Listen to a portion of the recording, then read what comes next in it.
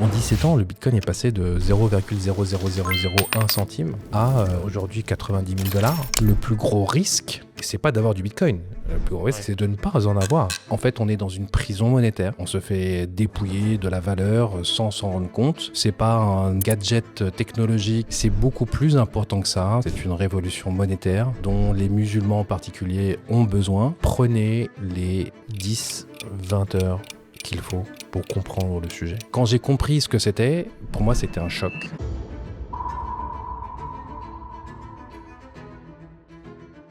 Salam alaikum wa rahmatullah, Amjad. Wa alaykoum salam wa rahmatullah wa barakatuh. Comment vas-tu, Amjad? Ça va super bien, Abdelrahman. Ouais, t'as l'air en forme, machallah. Écoute, barakallahu fik. C'est un plaisir de t'avoir aujourd'hui sur le podcast Muslim Makers. Juste avant qu'on commence, je vais faire un petit rappel. Car il y a la Makers Conférence qui est organisée le 4 avril. Je pense que beaucoup d'entre vous, chez les auditeurs et les auditrices, avaient vu passer le message. Donc, il y a un code promo actuellement de 20%, Makers20, que je mettrai dans la description. N'hésitez pas à aller faire un tour. Il y a un teaser aussi qui reprend un peu les précédentes éditions. Et je crois que c'est tout par rapport à la Makers Conférence. On va revenir au podcast, Amjad. Pour commencer, Amjad, je vais te demander de te présenter succinctement en 30 secondes. Nous dire rapidement ce que tu fais, qui tu es. Tout d'abord, déjà, barakallahu fik, merci beaucoup pour l'invitation, Abdelrahman. Je suis très content de te rencontrer déjà pour la première fois, puisqu'on ne se connaît pas. Même si j'ai suivi un petit peu ce que tu fais avec Muslim Makers. Et je vous encourage à aller de plus en plus loin. Je pense que votre travail est super important pour inspirer les générations actuelles et futures, Inch'Allah. Pour ma part, donc Amjad ou Amgad en égyptien, je suis du coup franco-égyptien, né en France, grandi en France, je suis ingénieur de formation. Ça fait plus d'une dizaine d'années que je vis aux Émirats.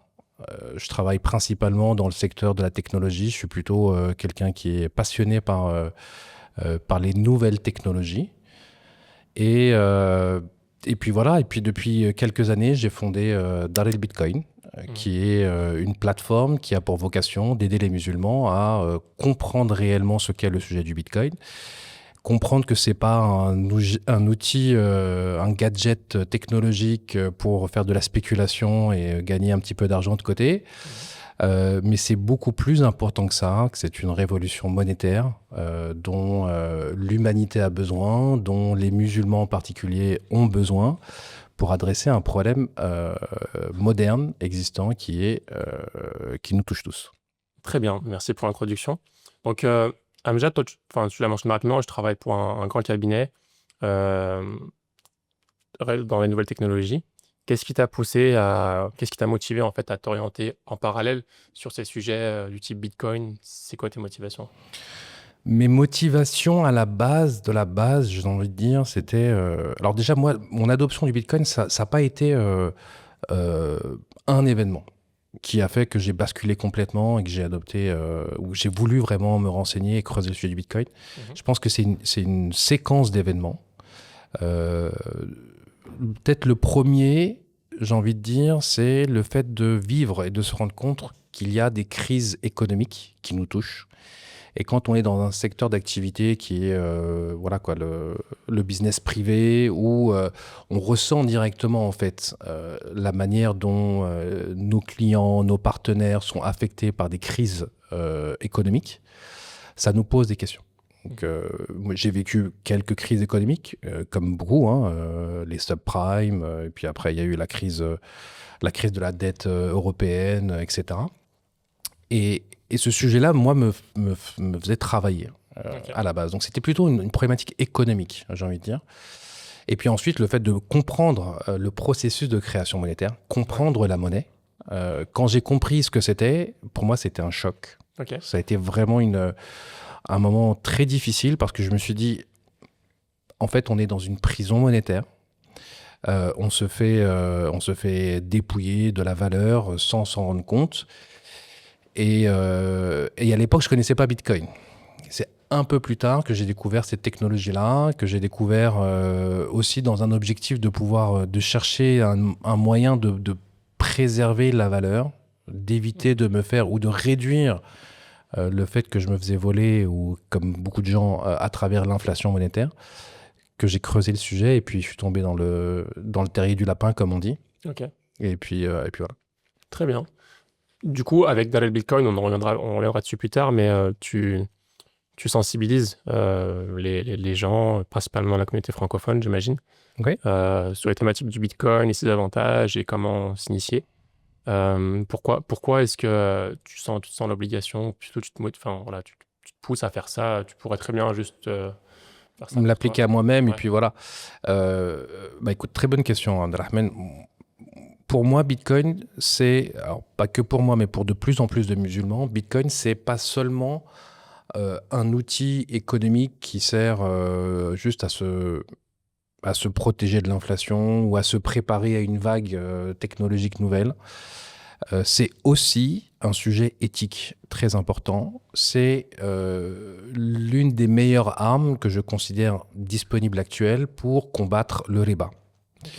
Et pour le comprendre, il faut comprendre la monnaie, encore une fois, il faut comprendre le système économique dans lequel on vit, qui repose très largement sur le riba. Et donc, je suis musulman, très attaché à mes valeurs, à mon éthique musulmane, etc. C'est un sujet qui, bizarrement, n'est pas très présent. Alors, il est de plus en plus récemment, là, c'est très bien. Mais c'est pas un sujet, en fait, que l'on aborde largement dans notre éducation musulmane, quelle qu'elle soit, de comprendre ce sujet-là, de comprendre que l'économie moderne est fortement influencée par un moteur d'inflation qui est du coup le riba, et que mine de rien, on n'a pas autant d'options que ça pour pouvoir s'en extraire. Mhm. On utilise tous les jours, quelque chose dont on a besoin qui s'appelle de l'argent, de la monnaie. On travaille pour ça. On échange normalement, pour ceux qui sont salariés en tout cas, on échange notre énergie, notre temps contre de l'argent. Et malheureusement, beaucoup d'entre nous, une grande majorité, qu'on soit musulman ou pas, on ne comprend pas ce sujet-là, alors qu'il est fondamental, puisqu'il est présent dans notre vie. On en reçoit et on en dépense. Et l'islam, d'ailleurs, aborde le sujet de l'argent et l'importance d'être très clair sur les sources des revenus et puis sur la manière de le dépenser. Et en fait, en 2026, maintenant, quand tu regardes, quand tu as compris comment fonctionne cette monnaie, quand tu as compris les incitations qu'elle a sur le comportement des individus, tu te rends compte que tu es face à quelque chose qui est défectueux, Ouais. qui impacte la société fortement, qui t'appauvrit dans le temps, qui te pousse sans t'en rendre compte à faire des choses comme par exemple consommer ou surconsommer parce que justement la monnaie perd de sa valeur. Donc tu as tout intérêt à t'en débarrasser le plus vite possible. Ou pire encore, à faire du casino, à essayer de spéculer pour trouver des moyens de combattre ou de compenser le fait que ta monnaie perd de la valeur. Et en fait, sans t'en rendre compte, il y a tellement de choses comme ça qui font qu'on est tous impactés. Et donc, pour moi, c'est pas juste un sujet d'investissement. Je pense qu'on beaucoup rentrent dans le sujet du Bitcoin par l'investissement. Ou la préservation de valeur. Ou la préservation de valeur. Donc, pour tout ça, moi, je le mets dans le cadre de l'investissement financier, etc. Mais en fait, on se rend compte que c'est un outil, c'est quasiment une obligation morale ou éthique d'essayer de trouver des moyens de ne pas subventionner, de ne pas contribuer à un système ribaoui qui crée de l'injustice. Et en plus de ça, derrière, ça devient un outil de liberté, en fait. Ouais. L'argent, avant tout, sert à gagner une liberté, gagner une souveraineté et une liberté de pouvoir faire ce que l'on souhaite et pas ce dont on est autorisé par un gouvernement ou autre. Okay. Donc parlons un petit peu du système de monnaie actuel, ce qu'on appelle un système fiat ou monnaie fiduciaire en français. Est-ce que tu peux nous faire un petit topo un peu de quand est-ce qu'on a commencé là, à parler de monnaie fiduciaire, de système fiat au XXe siècle, comment on en est arrivé là et la comparaison avec comment ça se passait avant. Alors ouais, ça c'est un sujet super important de bien comprendre que les monnaies qu'on utilise aujourd'hui, qu'on appelle des monnaies fiduciaires, elles sont basées sur une logique qui est assez nouvelle, qui date de à peu près 1971. Okay, c'est le moment où le président américain Nixon décide de décorréler le dollar Ouais. qui était la réserve de valeur et qui l'est toujours d'ailleurs, la réserve monétaire mondiale, de le séparer de son adossement avec l'or. Ouais. L'or depuis plusieurs milliers d'années, a toujours été reconnu comme étant une des monnaies possibles. Ouais. Et celle qui a d'ailleurs préservé le plus sa valeur dans le temps, principalement pour plusieurs raisons, mais pour une raison fondamentale, c'est sa capacité à ne pas avoir d'inflation de son offre significative. Ouais. On a à peu près 1,5 à 2%, on découvre 1,5 à 2% de quantité d'or supplémentaire, extraite, minée, etc. Et ça permet de conserver la valeur de ce moyen d'échange qui pourrait être... En plus du fait que l'or, en termes de matériel, se conserve... Voilà, il va se détériorer beaucoup moins, il va avoir un certain nombre de propriétés intéressantes, et il a beaucoup d'inconvénients également. Hein. Oui. Et c'est à cause de ces inconvénients, notamment le coût de transport, le coût de sécurité, vérification d'audit, etc.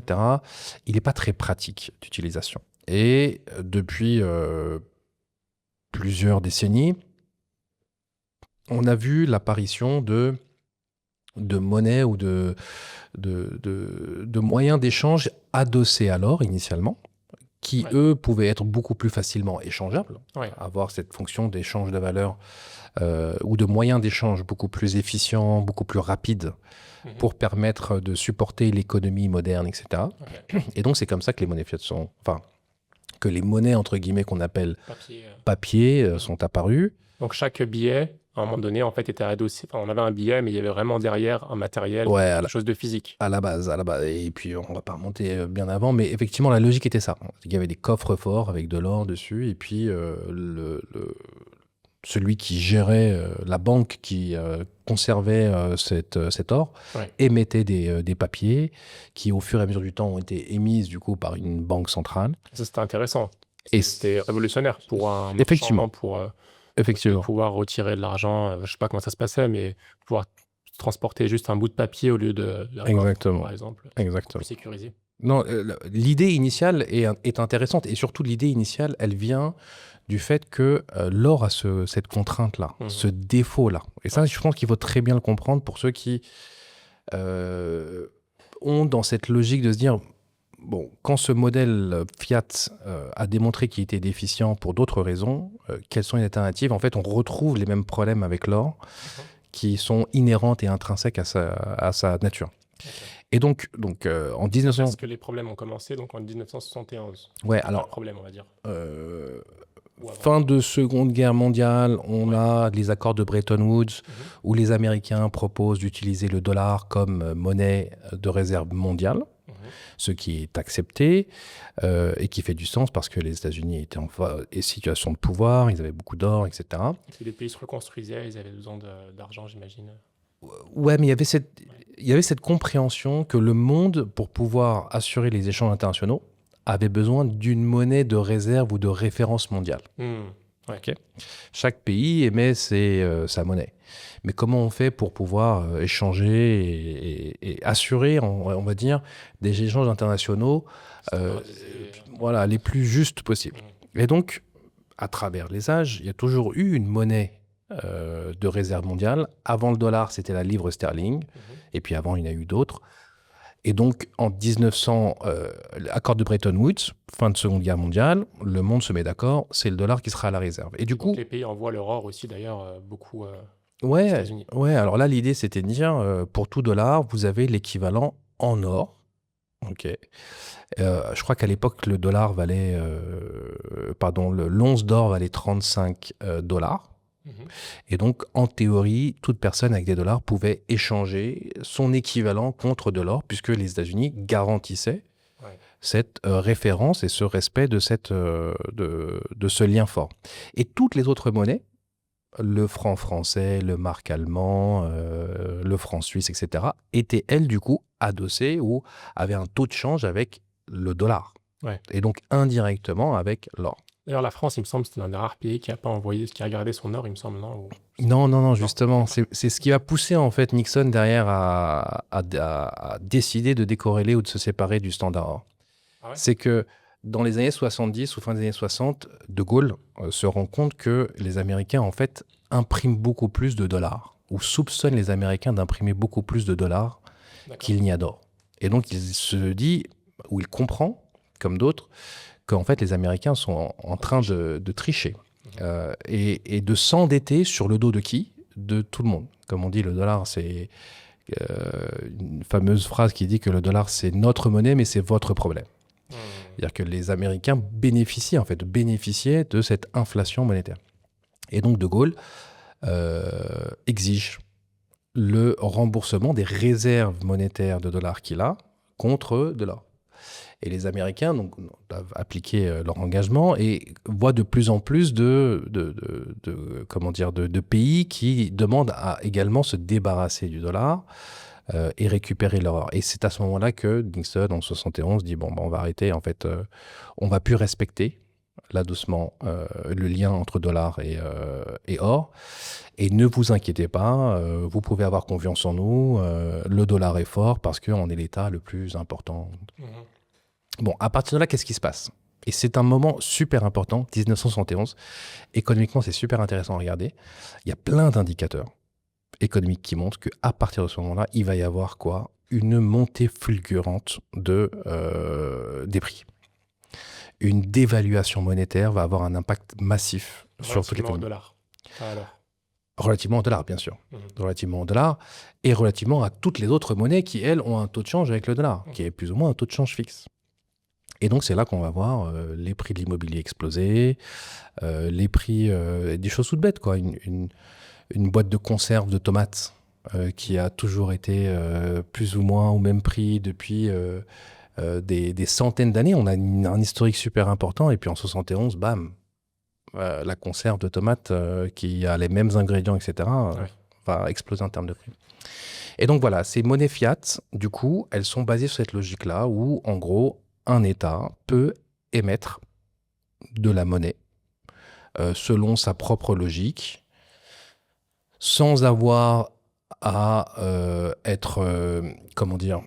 à avoir une réserve tangible qui adosse cette monnaie qui est créée et qui fait que la monnaie fiduciaire en elle-même, elle n'a pas de valeur intrinsèque, super important à comprendre.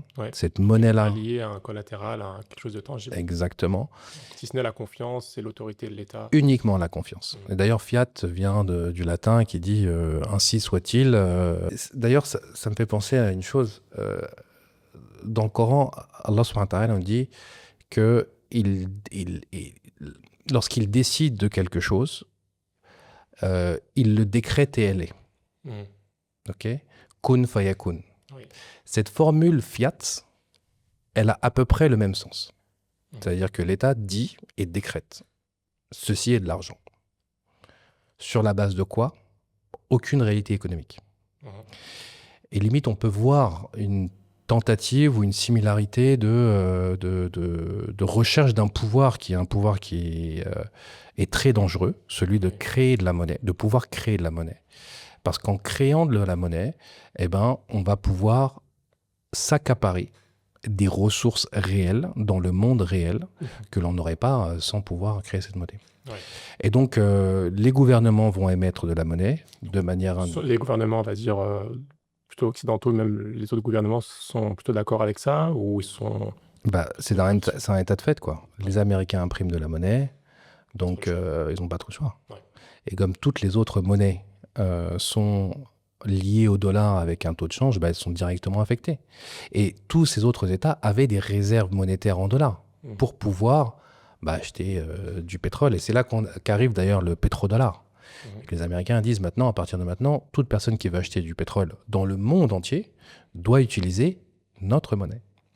Donc tous les États doivent avoir des réserves de change, ce qu'on appelle des réserves de change, des réserves en dollars, doivent pouvoir avoir du dollar pour pouvoir acheter certains biens, voire des services. Des biens, on va dire primordiaux. Pour l'économie d'un pays. Voilà, le pétrole par exemple, et puis il y a plein d'autres biens et services qui aujourd'hui s'échangent principalement en dollars. Donc les pays s'appauvrissent Ok. Et puis après, les États font de la même chose, hein. Tous les États font ça aujourd'hui. Ils impriment de la monnaie pour répondre à leurs besoins de financement, tout simplement. Alors, comment ça se passe? Euh, un État a fait face à des dépenses. Ok, il doit définir un budget dans lequel il dit, voilà, je vais dépenser cette année tant de milliards pour l'éducation, pour la sécurité, pour la défense, etc., etc. Et en contrepartie de ça, lui, il a des rentrées d'argent qui sont des revenus fiscaux. Mhm. Quand ça ne matche pas, quand il dépense plus que ce qu'il ne reçoit, il y a ce qu'on appelle un déficit. Et ce déficit-là, il faut bien le financer. La France est en déficit depuis les années 60. Ouais. Il n'y a pas une année où on a dépensé, où le gouvernement a dépensé autant ou moins que ce qu'il reçoit en termes de revenus ou de recettes fiscales. Et comment l'État s'en sort? Eh ben, il s'en sort en émettant des dettes, de la dette, des obligations d'État, qui sont ensuite achetées par des banques centrales ou des acheteurs privés qui, eux, vont créer de l'argent. Et donc, ça va augmenter la masse monétaire dans le monde, etc. Et faire que, en fait, ce qu'on constate concrètement, c'est qu'il y a de plus en plus d'argent qui circule. Ce qu'on appelle l'inflation monétaire. Cette inflation monétaire-là, elle est la cause principale de l'inflation des prix. Certains peuvent penser que les prix montent comme les anciennes générations. J'ai ce genre de discussion avec mon père, par exemple, qui me dit « Ah, les commerçants, ils abusent, surtout dans des pays comme l'Égypte, par exemple, je suis égyptien d'origine, où l'inflation monétaire, elle est dramatique. » Donc, on voit vraiment l'augmentation des prix quasiment de mois en mois, d'année en année. C'est très visible, en fait. En France, on le sent un peu moins parce que c'est l'ordre de 7% par an. Et les gens se disent, mais qui nous vole, en fait? Les gens pensent que ce sont les commerçants qui abusent, qui définissent des tarifs ou des prix trop élevés, qui se font d'énormes marges sur le dos des clients. Non, la raison principale, c'est l'inflation monétaire. Ouais. Donc, pour simplifier avec des mots plus simples qu'inflation, parce que j'ai l'impression que souvent les gens utilisent ce terme, mais sans vraiment le comprendre, c'est un principe d'offre et demande, c'est-à-dire le nombre, la somme d'argent disponible versus les quantités de personnes qui De biens et de possèdent les services. biens. De biens et de services, tout simplement. Et c'est assez... Enfin, quand on passe 3 minutes dessus, on comprend assez facilement. C'est-à-dire que en période de Covid, qu'est-ce qui s'est passé? Tous les États se sont mis à imprimer de l'argent comme jamais. La quantité, la masse monétaire a doublé. Donc, il y a eu 2 fois plus d'argent disponible dans l'économie par juste création de kun fayakun. D'accord?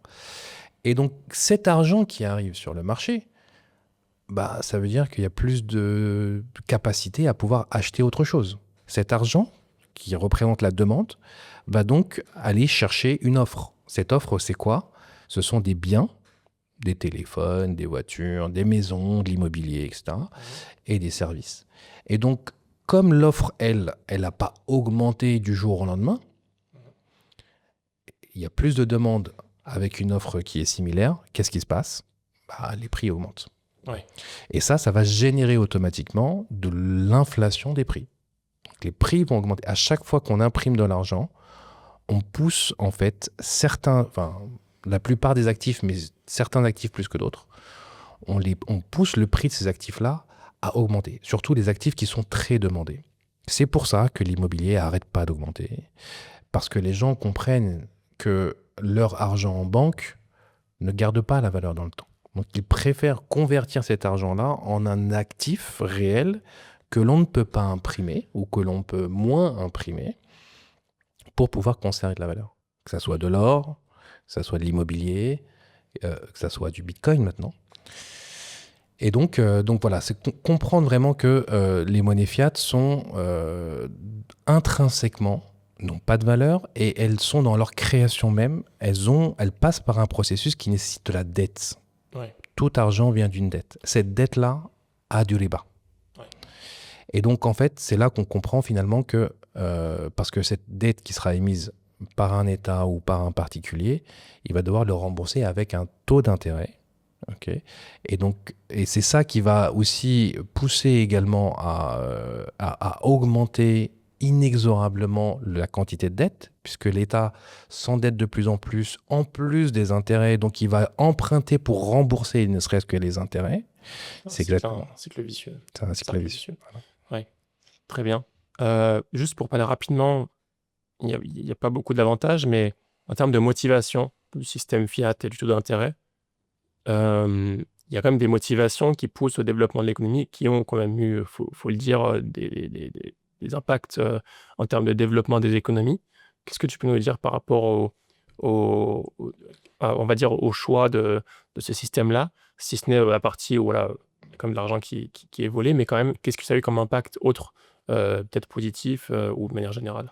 Ça, je pense que c'est l'un des plus grands mensonges de l'économie keynésienne, qui est l'économie basée sur justement la stimulation de l'économie en créant de la monnaie et en injectant de l'argent. Ça va aider, soutenir l'économie. Et on nous a répété que c'est bien, que sans ça, les choses seraient catastrophiques, etc. Et ça, c'est un énorme mensonge. Si on donne des exemples terre à terre, par exemple, là, on a un État qui veut financer de la recherche, financer, je sais pas, une construction de ponts, de routes. Ils n'ont pas l'argent pour construire ça. Du coup, ils vont emprunter, ils vont s'endetter pour construire en disant qu'on dans le futur, ça aura plus d'impact positif au développement de la société que d'attendre pendant 20 à 30 ans pour développer ces choses. Ouais, alors ça, c'est peut-être l'intention qui est donnée, qui est expliquée.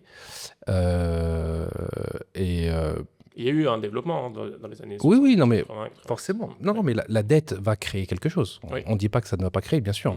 Justement, la dette, elle va accélérer certainement le développement d'infrastructures ou de choses, mais elle va créer une bulle. Et cette bulle-là, ensuite, elle va devoir exploser. Elle va devoir éclater. Et quand elle éclate, elle va faire énormément de dégâts. Donc, durant la phase de bulle, elle va voler des gens, puisque cette dette-là, il faut bien que quelqu'un la rembourse. Et en plus, la rembourse avec du débat, avec de l'intérêt.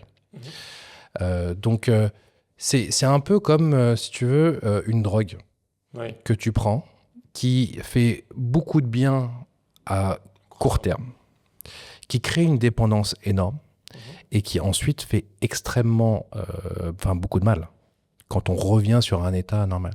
Et donc, c'est pour ça qu'on voit en fait dans les cycles économiques, dans l'économie keynésienne, on voit ce qu'on appelle des phases d'expansion, de bulles, et ensuite des phases de contraction de l'économie, parce qu'on ne peut pas aller indéfiniment comme ça en imprimant de l'argent. Il va y avoir des moments, des conséquences. Oui, mais là on est dans cette période-là, on rentre dans cette... On n'arrête pas de faire ça, en fait. Et moi, c'était mon point de départ, en fait. Mon point de départ, c'était ça. C'était de dire, mais pourquoi y a-t-il autant de crises ? Pourquoi on a des crises économiques, des crises bancaires ? On a vécu les subprimes, par exemple, qui a été un choc assez important. Et en fait, on se rend compte, tous les 4-7 ans, on a une crise majeure. Et à chaque fois, on se dit, on a trouvé la solution, il suffit de faire ceci, il suffit de faire cela. Mais en fait, quand on comprend vraiment le sujet, on sait qu'il n'y a pas de solution d'autre. Que le problème à la base, c'est la monnaie. Le problème principal, c'est la monnaie. On ne peut pas s'en sortir.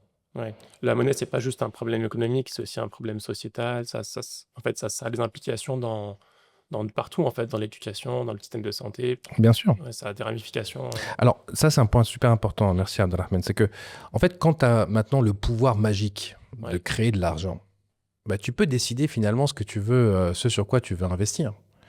Même si c'est bon, pas bon, bénéfique, demandé ou pas demandé par le marché. Et ça, c'est un autre problème des monnaies fiat. C'est l'allocation du capital. Quand tu as le pouvoir de créer de l'argent, tu peux subventionner de manière arbitraire ce que tu veux, sans avoir à en payer les conséquences. Ou du moins, les conséquences sont sociales, sont payées par tout le monde. D'accord ? Alors que le marché libre, qu'est-ce qu'il fait ? On investit dans une infrastructure. Si cette infrastructure-là est bonne, elle va avoir un retour sur investissement qui va permettre de soutenir cet investissement-là et de vérifier qu'il est bon. Et en fait, la différence dans un système fiat et un système qui est basé sur une monnaie saine, c'est que système fiat, tu vas avoir beaucoup plus de croissance rapidement, mais beaucoup plus de déchets. Et tu te retrouves avec quoi ? Tu te retrouves Exactement, puisque l'argent est gratuit. Et tu te retrouves avec quoi? Tu te retrouves avec des entreprises zombies, par exemple, qui ne vivent qu'avec des subventions. Tu trouves des startups qui lèvent des fonds indéfiniment, jusqu'au jour où elle n'arrive plus à enlever, mais qui n'arrivent pas à délivrer leurs promesses, mais à continuer de vivre juste par la dette. Oui. D'accord. Alors qu'avec une économie basée sur une monnaie saine, tu auras une croissance qui sera moins rapide, mais beaucoup plus saine et beaucoup plus alignée avec les attentes du marché, etc. Et finalement, tu vas beaucoup plus loin sans faire autant de dégâts. D'accord. Au-delà du fait qu'il y a quand même un problème qui est moral, du coup, qui est celui du riba. Ouais. Et ça, bien évidemment, pour en venir au problème initial, on est tous impactés par ça. Ou comme le dit le hadith, on est tous touchés par les poussières du riba. On est dans cette époque-là, que le prophète sallallahu alayhi wa sallam mentionnait, où tout le monde sera touché, qu'il le veuille ou non, par cette situation-là. Et du coup, personnellement, je pense que notre responsabilité en tant que musulmans, c'est aussi de trouver des alternatives, des solutions pour pouvoir, à minima, réduire son exposition à ce péché qui est un péché majeur, qui fait partie des 7 péchés majeurs et destructeurs. Et profiter de ça, quoi, profiter du fait de se protéger. Ouais. Juste pour en finir un peu sur cet aspect de monnaie fiduciaire,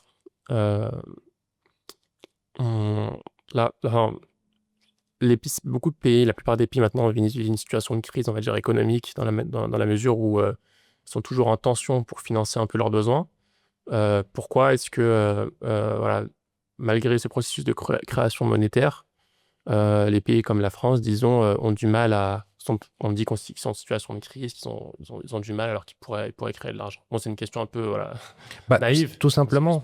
Ouais, tout simplement, comme tu dis, en fait, une fois qu'on est rentré dans ce processus de pouvoir s'endetter sans conséquence, cette dette-là, il va falloir la rembourser à un moment donné. Cette dette, elle augmente aussi de manière significative par des taux d'intérêt, et d'intérêt composés. Okay, les intérêts, comme le dit le Coran, adraf mudarafa, c'est-à-dire qu'ils s'accumulent et ils ont un effet exponentiel. Ouais.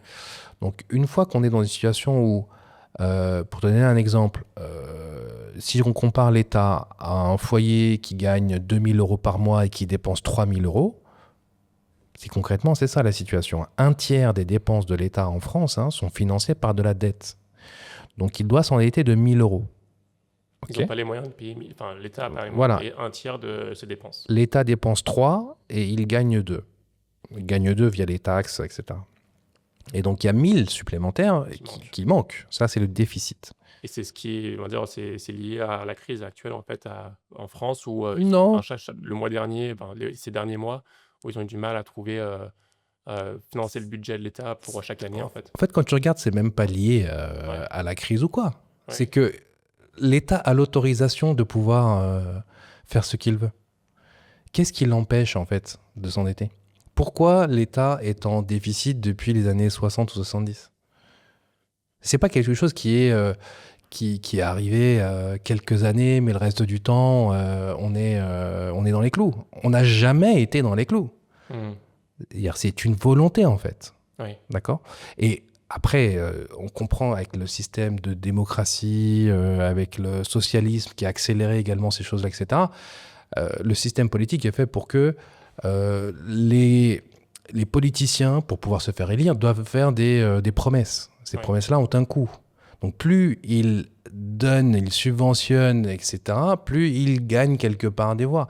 Donc le système en entier là, est fait pour que... Enfin, il encourage cette attitude-là de dépenser plus, d'accord. Et dès lors qu'on a le droit de dépenser plus grâce à un bâton magique qui permet de créer de l'argent, ça devient problématique, ça devient une drogue. Oui. Personne ne peut s'en passer. Oui. Du coup, si on prend juste l'exemple de la France, pour financer ces 1 sur 3 dont on parlait, c'est pas que de la création monétaire, c'est aussi... c'est de la création monétaire, c'est-à-dire ils ont quand même besoin de trouver des investisseurs étrangers ou locaux pour financer cette dette. Donc, c'est-à-dire que s'il n'y a pas d'investisseurs ou s'ils n'en trouvent pas, c'est là qu'on dit que l'État fait faillite. Ouais, alors on n'en est pas là, hein, on n'est pas Oui. encore au niveau de la faillite, mais effectivement, après, donc là, toi, tu parles d'un autre sujet qui est, il y aura toujours des acheteurs de la dette. Ok. Il faut vraiment qu'on arrive au point le plus bas et ça y est, la monnaie s'effondre complètement. Mais avant d'en arriver là, normalement, il y aura toujours des acheteurs de dette. Ces acteurs-là qui vont acheter la dette, ils vont, eux, exiger un taux d'intérêt.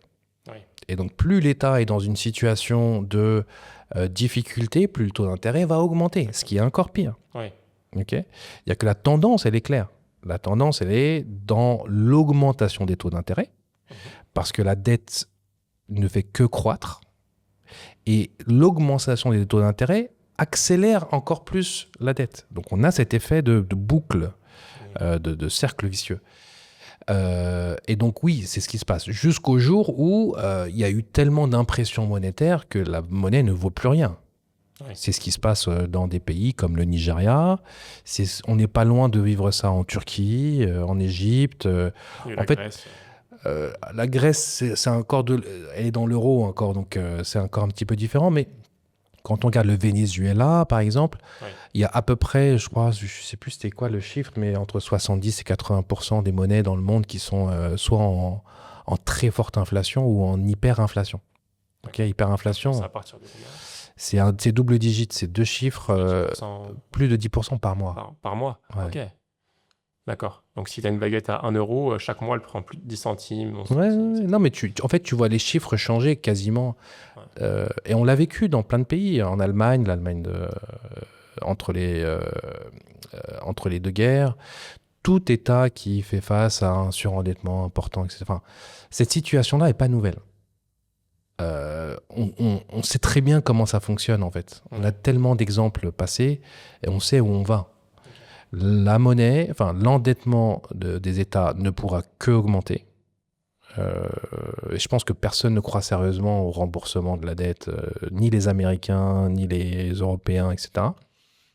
Ensuite, la logique, c'est comment fait-on pour se protéger ou protéger certaines personnes qui ont compris ce système-là, qui, eux, vont s'en tirer mieux que les autres. Les autres perdront beaucoup.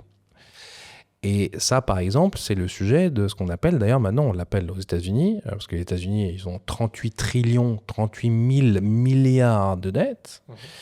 Le service de la dette, les intérêts de la dette, c'est quasiment je crois que c'est devenu le premier poste de dépense de l'État. C'est $1 trillion. C'est énorme. Dépense plus dans le paiement du débat que dans tout autre département. Oui. Et donc, on appelle ça maintenant le debasement trade. C'est-à-dire que c'est comment gérer le fait qu'on est en train de déprécier la monnaie et comment peut-on bénéficier en fait du fait que cette monnaie-là est en train de s'écrouler. Okay. Et la manière de pouvoir s'en protéger et d'en bénéficier, c'est bien évidemment de sélectionner déjà pour ces États de continuer à faire de l'inflation, parce que plus ils font de l'inflation, plus la valeur de la dette qu'ils ont perd en valeur. Ouais. Donc eux, les États, en fait, ont tout intérêt à continuer l'endettement. Une fois que tu as passé un niveau que tu ne peux plus rembourser, mieux vaut d'évaluer en fait cette dette que tu as en continuant de l'inflation. Ouais. Et puis ensuite, bien évidemment, de préparer la migration vers un système monétaire qui est meilleur. Et c'est là que Bitcoin intervient. Ouais. Parce que Bitcoin est une solution très, très sérieuse, justement, pour être la prochaine réserve de valeur mondiale. Très bien. Donc, parlons un peu des caractéristiques du Bitcoin. Pourquoi est-ce que tu penses, et beaucoup de pensent, et même moi d'ailleurs, j'y pense aussi, que le Bitcoin est une technologie qui permettrait de sortir de beaucoup des inconvénients qu'on a avec les systèmes fiat actuels? En fait, le Bitcoin, pour revenir sur la logique et l'endettement des États qui est à l'origine quand même de pas mal de ces problèmes-là, le Bitcoin, c'est la séparation de la monnaie de l'État. Ouais. Le Bitcoin, c'est le fait de retirer ce pouvoir à un État, ce pouvoir de création monétaire magique. Donc, ça résout déjà ce problème-là. C'est une monnaie qui... Personne ne peut appuyer sur un bouton et imprimer exactement. de l'argent. Exactement.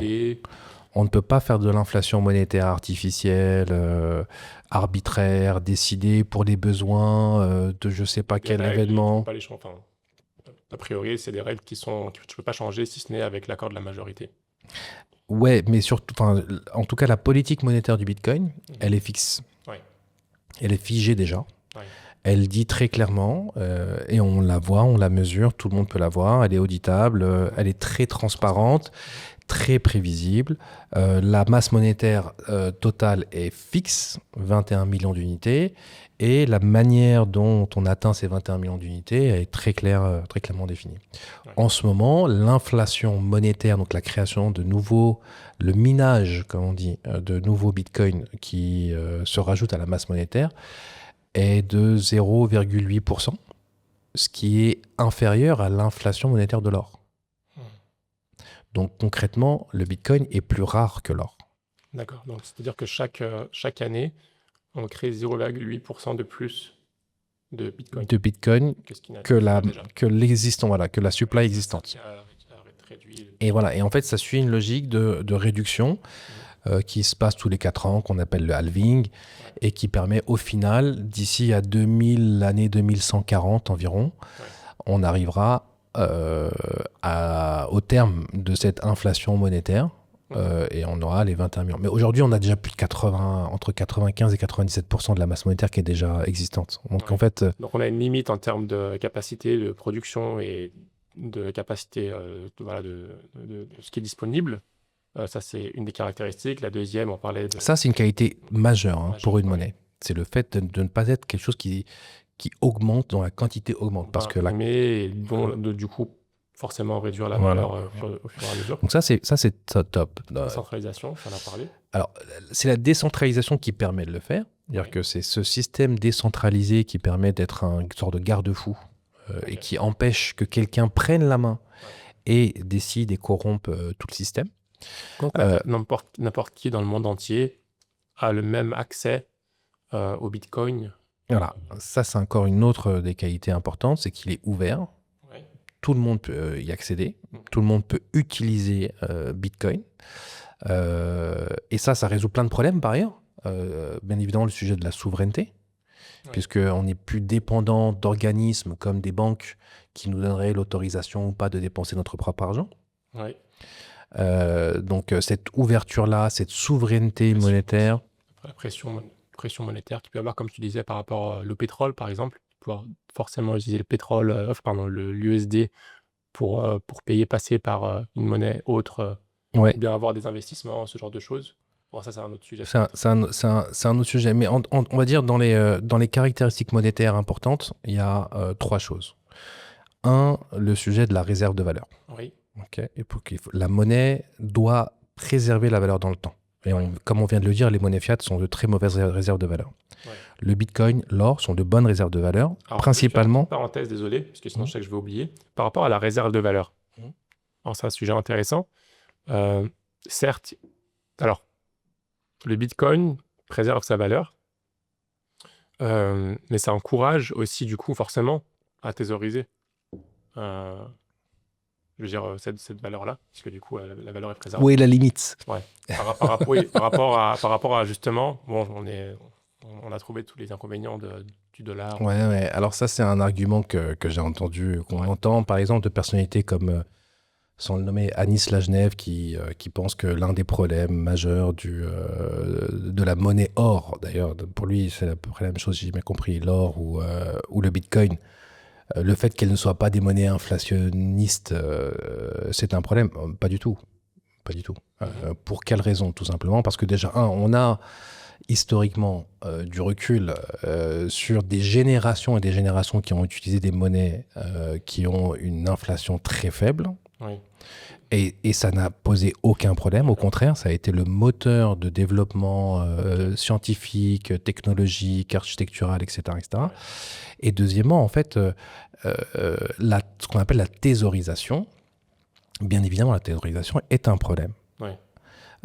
Et ce n'est pas quelque chose qui est souhaité. Et c'est pour ça qu'en islam, En plus du fait d'avoir une monnaie saine qui serait souhaitée, il y a également la zakat Effectivement. qui permet exactement de pouvoir utiliser. Et bien évidemment, la C'est déjà zakat... une incentive à ne pas préserver la monnaie telle qu'elle est. Non, pas forcément. Je pense qu'il faut faire attention à épargner n'est pas quelque chose qui est mal vu en islam. Oui, Loin mais de je là. veux dire, à un moment donné,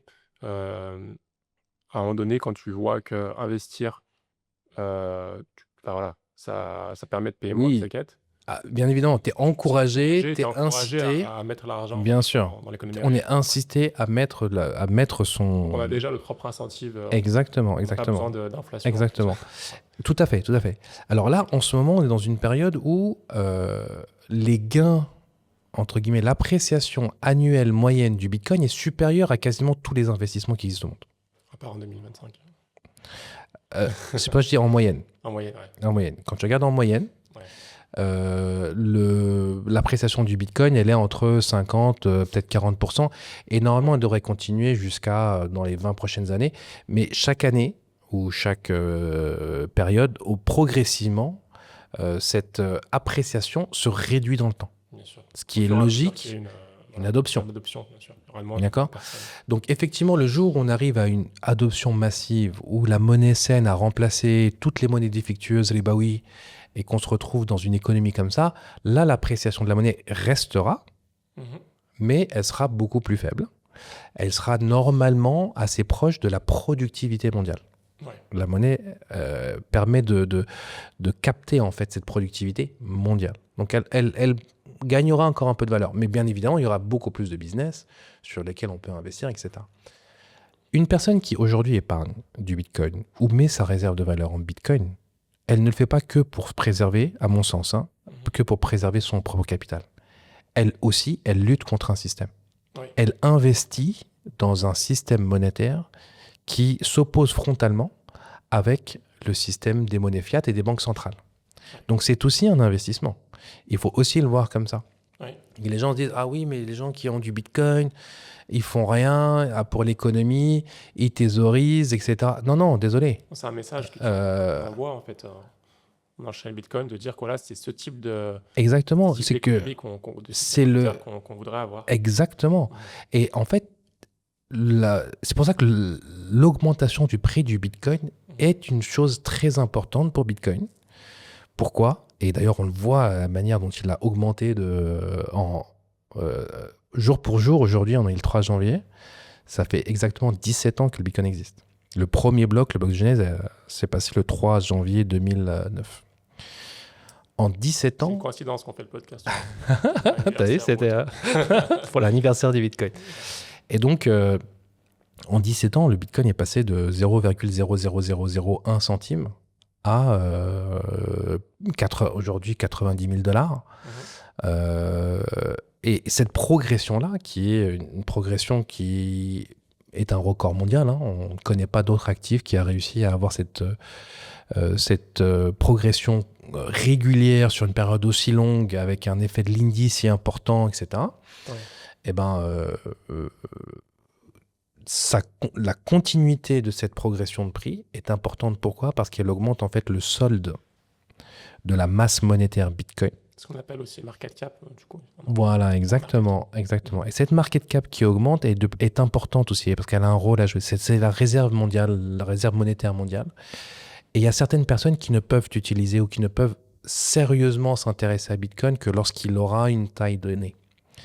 D'ailleurs, c'est pas un hasard que depuis un an, là, depuis 2024, il y a un basculement extrêmement important des institutions financières sérieuses qui considèrent et qui mettent leur argent en Bitcoin. Une partie de leur argent. Une partie de leur argent en Bitcoin, plus ou moins importante, mais en fait, les conseillers augmentent systématiquement ou régulièrement le pourcentage d'allocation en Bitcoin. Tu regardes par exemple Mubadala, qui est le fonds souverain d'Abu Dhabi. Il est passé sur le trimestre dernier de 400 millions $ en Bitcoin à 1 milliard de Bitcoin. Oui. C'est pas rien. On a de plus en plus d'institutions bancaires et autres qui proposent, d'ailleurs il y a même la première banque islamique à Ajman, Rouya. C'est à Ajman, ouais. Elle s'appelle Rouya. C'est où, Ajman? Ajman, c'est un émirat qui est plus au sud qu'après Sharjah. D'accord. Pardon, plus au nord. Ouest, ouais. Et donc, il y a la première banque islamique aux Émirats qui propose à ses clients d'acheter du Bitcoin. Extrêmement intéressant. Et on voit en fait que tous les acteurs du monde de la finance ou du système bancaire, à minima, ils commencent à mettre le pied dedans. Et ils ont besoin, parce déjà, l'adoption, la demande est tellement importante, où elle est en phase de croissance, et ils se rendent compte que s'ils ne sont pas positionnés, ils prennent du retard par rapport à ça. Et également, pour eux-mêmes, préserver le capital qu'ils ont, ils ont besoin également d'une solution comme Bitcoin. Et donc, cette augmentation de la masse monétaire va permettre plein d'autres choses. Et pardon, j'ai oublié ta question initiale sur la thésaurisation. C'est pas grave. On parlait des différentes avantages. Mais du coup, juste te rejoindre sur ce dernier point. En fait, ce que j'ai pu voir, ce que j'ai découvert, il y a beaucoup de choses que je découvre avec les bitcoins, c'est qu'en fait, comme tu dis, il y a on va dire, différentes classes d'investisseurs, types d'investisseurs individuels, groupes de personnes, etc. Et en fait, les plus gros, je pense que les plus gros, on pourrait dire, c'est les banques centrales. On va dire c'est les plus gros investisseurs. Et petit à petit, en fait, plus le market cap ou la capitalisation du Bitcoin augmente, et plus ces gros investisseurs peuvent se permettre, parce qu'ils ne peuvent pas se permettre avant que ça atteigne un certain market cap. Et chaque étape de croissance du Bitcoin attire de nouvelles personnes. Et les personnes sont en général, c'est des plus gros investisseurs. Exactement. Qui ne cherchent pas une augmentation, tu vois, une appréciation du prix. Comme une autre, en fait. Plus que ça. Ouais. Ils voient ça comme un moyen de se protéger. C'est-à-dire que par le passé, Bitcoin était considéré comme un actif spéculatif à haut risque. Ouais. Aujourd'hui, ce n'est pas le cas. Ouais. Ces gens-là, quand tu regardes par exemple le dernier rapport de la Deutsche Bank, qui recommandait aux banques centrales d'acheter du Bitcoin, quand même.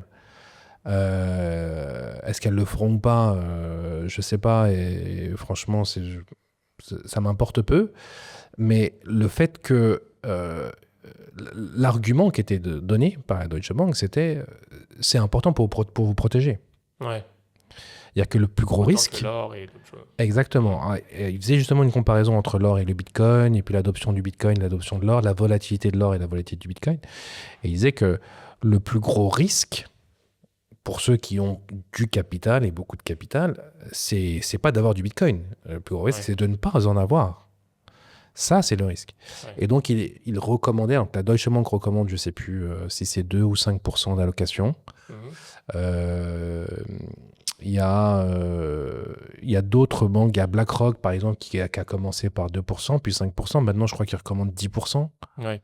C'est des sommes assez importantes. Donc, eux, ce qu'ils voient dans le Bitcoin, c'est plutôt un actif risk-off. Ouais. Donc, ça, c'est important de le comprendre. Parce que chez les particuliers, qui n'ont pas forcément cette éducation et ce recul, etc., eux, ils voient un risque. Ils voient de la volatilité et ça leur fait peur. Et je pense qu'effectivement, si on n'a pas étudié en profondeur le sujet de la monnaie, si on n'a pas étudié le Bitcoin, etc., on peut effectivement être manipulé à son insu par ses émotions. Ouais. Et avoir peur de cette technologie alors que les professionnels pensent que c'est justement un moyen de se protéger. Je pense qu'on a un gros inconvénient en France, un désavantage, on pourrait dire, c'est que à cause de comment l'État est structuré, la société est structurée, l'État-providence, le système de retraite, système de sécurité sociale, d'éducation, ou quasiment tout est gratuit. En tout cas, on paye en impôts et on laisse l'État, on délègue tout à l'État. On se pose pas trop de questions, on n'est pas trop éduqué. Et du coup, il faut aller chercher soi-même. Il n'y a pas trop de...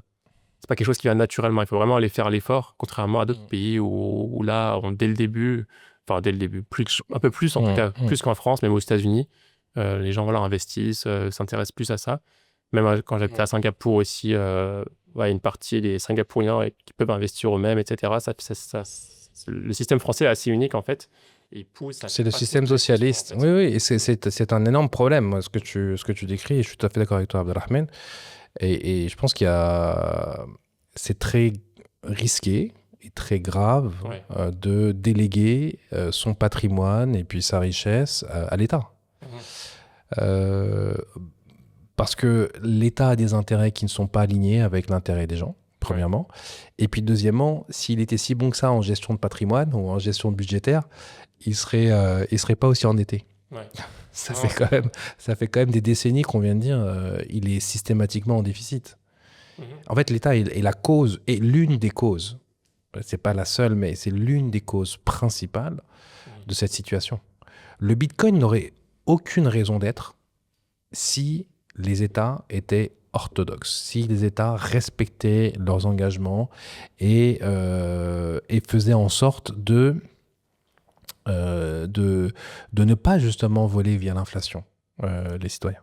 Oui, enfin, c'est aussi enfin, un côté de la même pièce. Je pense que c'est aussi beaucoup dû à la population, parce que c'est la population qui décide aussi à la fin de la journée, qui accepte aussi certaines choses. Ouais, effectivement, il y a des incitations qui sont contradictoires.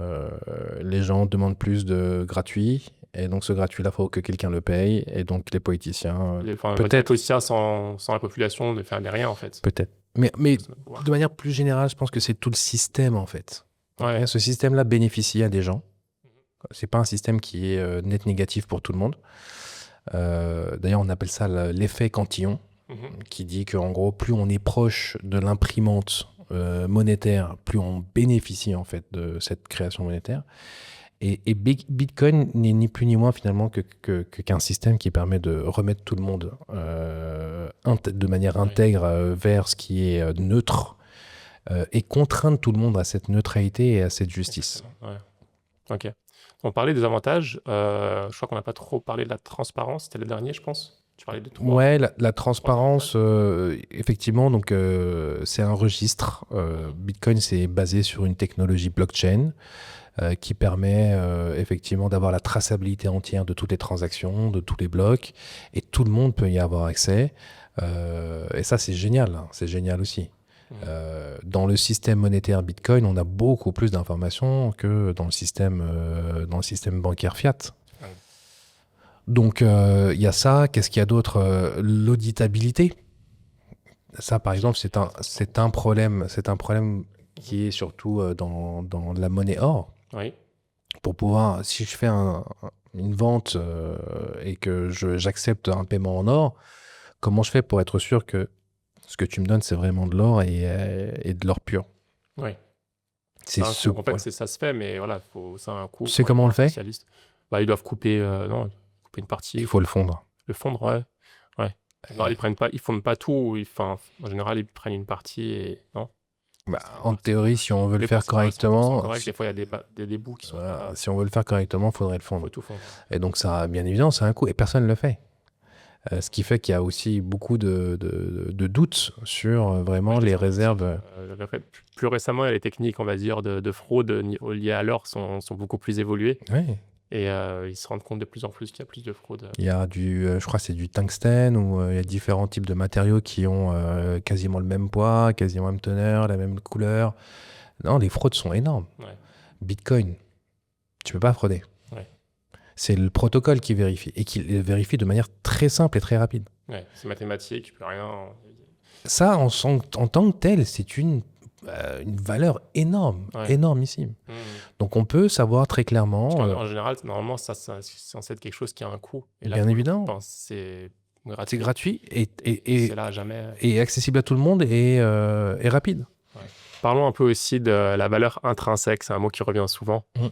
On dit que voilà, l'or, ça a une valeur intrinsèque et que le Bitcoin, ça n'a pas de valeur intrinsèque. Est-ce que tu veux dire à ce sujet?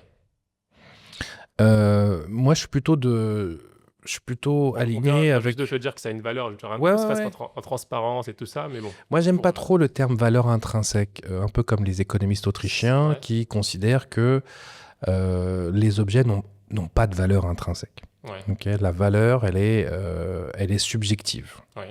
La valeur est liée à celui qui évalue cet objet-là et qui lui donne du coup un prix. Ouais, et qui a une... Enfin voilà, c'est Le prix, comme on l'a dit, c'est la confrontation entre l'offre et la demande. Ouais. S'il y a de la demande, ça veut dire que ce truc-là est désirable et désiré. Ouais. On appelle ça en arabe, d'ailleurs, c'est un des critères principaux pour la monnaie ou pour les actifs, l'évaluation de la légitimité des actifs en islam, c'est tamawul. Okay, el-mel, en arabe, c'est ce sur quoi les gens naturellement vont yamil. Ils seront attirés, ils auront tendance à vouloir l'accumuler. Ok. Et donc, par rapport à ta question, de l'or, ça n'a pas de valeur intrinsèque. Tu es sur une île, enfin, un truc, l'exemple typique, tu es sur une île déserte, Le verre d'eau. tu as une tonne d'or et tu as un verre d'eau, tu préfères quoi? Tu préfères le verre d'eau. Ouais. Okay. Donc, c'est pas l'or en tant que tel qui a de la valeur, c'est le fait que les gens lui confèrent de la valeur. Et pourquoi ils lui confèrent de la valeur? Parce qu'il y a des propriétés intrinsèques. Ouais. Comme on l'a dit, l'inflation, la durabilité, etc. etc. Okay. La fongibilité et tout et tout. Pour Bitcoin, c'est pareil. Il faut regarder les propriétés, en fait. C'est juste une question de temps pour que les gens se rendent compte que cette technologie-là, c'est de l'or en mieux, en fait. C'est de l'or en plus. Ouais. Ou pour dire différemment, l'or, c'est du Bitcoin, mais en moins bien.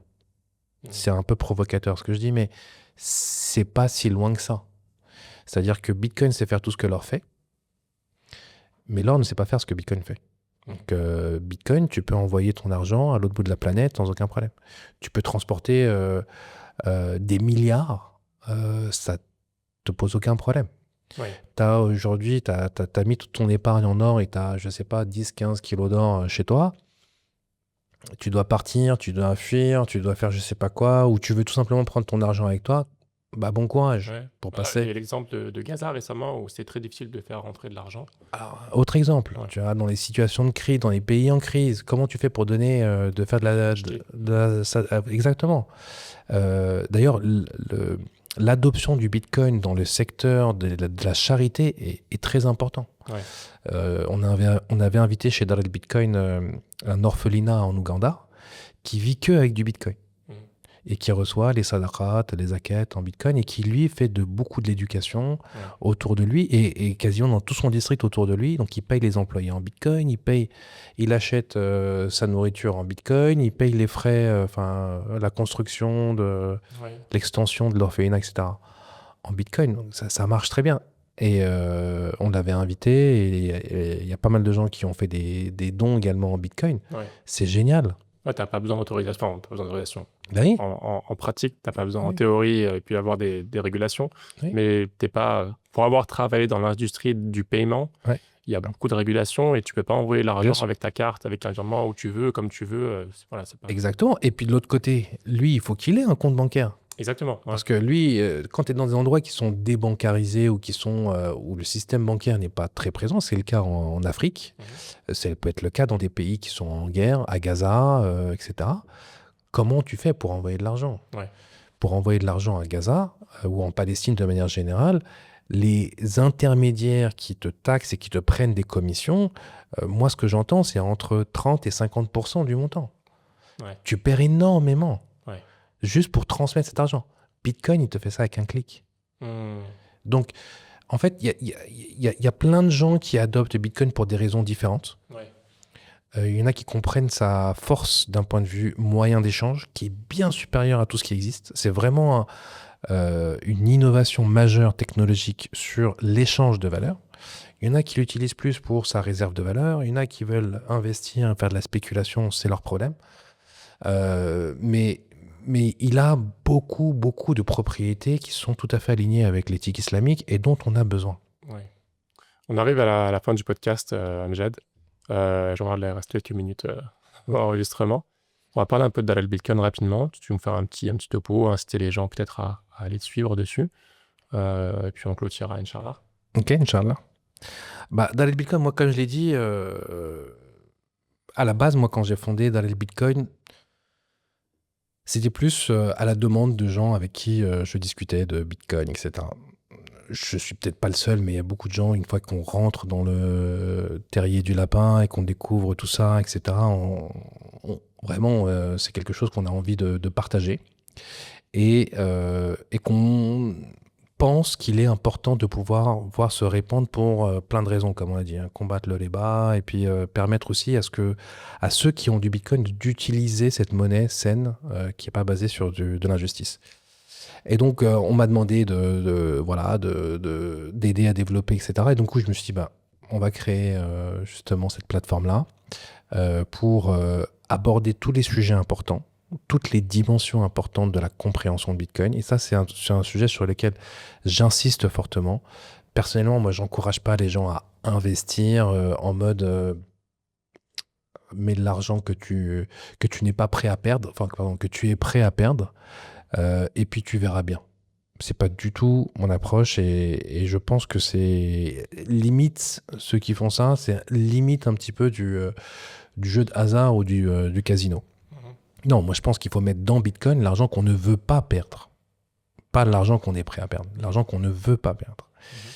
Et pour pouvoir avoir ce niveau de compréhension, il faut faire tout ce travail dont on a parlé. Comprendre la monnaie, on ne peut pas comprendre Bitcoin tant qu'on n'a pas compris c'est quoi la monnaie. 97% des gens ne savent pas ou 95% ne comprennent pas encore ce sujet-là. C'est un sujet super important à comprendre. L'économie, la technologie Bitcoin, super intéressant. Moi, c'est mon domaine à la base, donc j'y suis sensible, mais d'autres ne le sont pas forcément. Mais quand on l'utilise, on se dit waouh, c'est quand même vachement bien. Ouais. Et puis, bien évidemment, l'aspect Sharia. Ouais. Comprendre ce que nous disent nos textes sur les attentes dans les échanges, la justice dans les échanges, la transparence dans les échanges, etc. Et on retrouve que l'alignement avec la jurisprudence islamique. Et on retrouve la nécessité de combattre et d'éviter, encore une fois, ce système ribaoui qui nous pourrit la vie.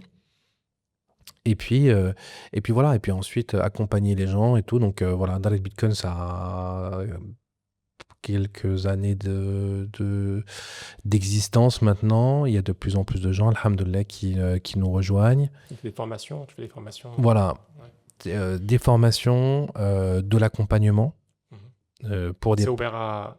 Enfin, dire, est-ce qu'il faut un patrimoine minimum? Non, ouais. C'est ouvert à tout le monde. C'est ouvert à tous. C'est ouvert à tous. C'est volontairement fait pour accompagner les gens qui n'ont pas besoin d'avoir de background. Souvent, on me pose la question, est-ce qu'il faut être d'abord... Non, tu n'as pas besoin de savoir quoi que ce soit. Tu vas apprendre les fondamentaux. On va aller plus en profondeur pour ceux qui le veulent. Il y a encore plein de sujets dont on n'a pas parlé, notamment l'aspect énergétique, l'aspect écologique, etc. Et puis d'autres aspects un peu plus avancés comme mettre en place un nœud, utiliser Lightning, etc. etc. Ouais. Et donc, ouais, non, c'est ouvert à tous. Généralement, les retours qui nous sont faits, c'est que ça permet d'accélérer l'apprentissage, puisqu'on va droit... Enfin, on regroupe vraiment les essentiels. Ouais. Moi, ça m'a pris du temps à le structurer parce que sur les réseaux sociaux, tu trouves de tout et n'importe quoi et tu trouves surtout des gens qui font du trading, achètent ici, vend là. Ouais. Et tu comprends pas finalement la raison d'être du sujet. Okay. Et puis, c'est aussi une communauté. Une communauté, et ça, c'est un point super important aussi, c'est que la monnaie repose sur le consensus social, sur les gens qui vont accepter cette monnaie, la reconnaître, lui donner de la valeur. Et donc, cette communauté-là, elle apporte aussi beaucoup de valeur.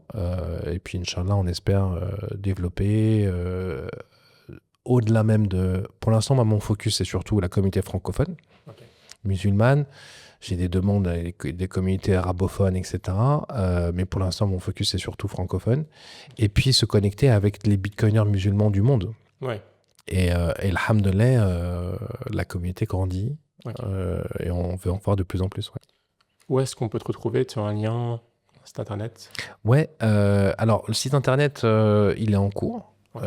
Mais sinon, tout simplement sur Instagram. D'accord. Je mettrai le lien. Ok, barakallahu fik. Ouais, Instagram, on a un groupe Telegram qui est très actif dans lequel je partage régulièrement des informations d'actualité ou des informations pour commenter des sujets importants qui viennent de se dérouler. Et il y a également la chaîne YouTube La chaîne YouTube où il y a pas mal de podcasts intéressants, également des tutos sur les premiers pas, etc. Excellent. Mais vraiment, le message principal, c'est prenez les 10-20 heures qu'il faut pour comprendre le sujet.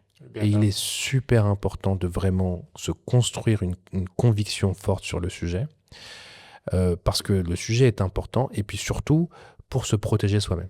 Très bien. Se protéger soi-même contre, par exemple, la volatilité. C'est un des sujets qui, je pense, qui fait le plus peur aux gens. Mais quand on n'a pas compris, la volatilité fait peur. Quand on a compris, la volatilité, c'est une arma, c'est une bénédiction. Excellent. Bah, écoute, merci beaucoup. Je te remercie, Amjad. Je fais un dernier petit rappel par rapport à la Makers Conférence. N'hésitez pas, je mettrai le lien en description aussi pour ceux qui ne sont pas inscrits. J'ai ouvert la billetterie il y a quelques jours, donc n'hésitez pas à vous inscrire. Et encore une fois, Amjad, c'était un plaisir de t'avoir sur le podcast Muslim Makers. Barakallah fik. Merci beaucoup pour l'invitation, Abdelrahman. Je te souhaite le meilleur, qu'Allah te facilite et mette la baraka dans tes projets. Et je te dis à très vite, Inch'Allah. Également à vous chez Muslim Makers. Salam alaikum. Salam wa rahmatullahi wa barakatuh.